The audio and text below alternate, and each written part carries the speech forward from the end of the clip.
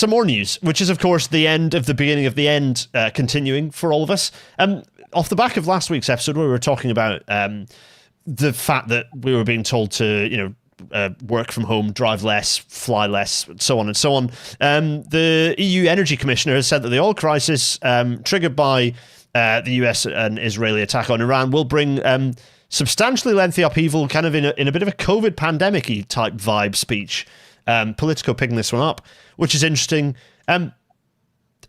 Particularly interesting thing for transport in the UK is that we are Europe's most vulnerable market to jet fuel disruption, says Michael O'Leary, the Ryanair CEO.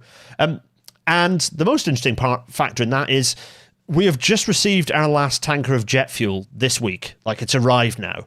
That's the last of our jet fuel in the UK right now, which is interesting.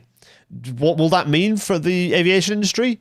Well, irrelevant, because government and Heathrow are pressing on with Heathrow expansion. So don't worry about that. Trebles all round, crack on.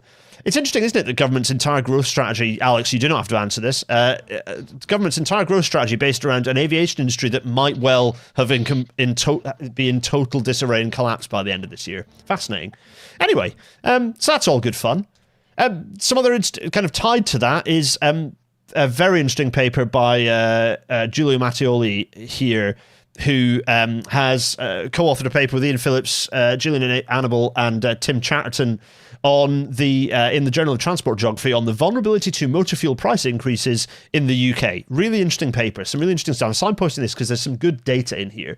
Possibly the most interesting part of this is, well, there are a couple of things, but one of the really interesting parts is finding out that in England, it's not really the case that the most deprived areas will suffer the most from fuel squeezes, because low income in the UK, a reminder, low income is correlated with lower car dependence because cars are expensive.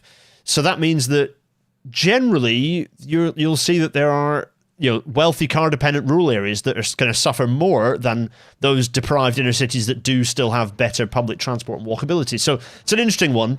Of course, air pollution being inflicted on those areas is kind of another question and story, but I found that particularly interesting.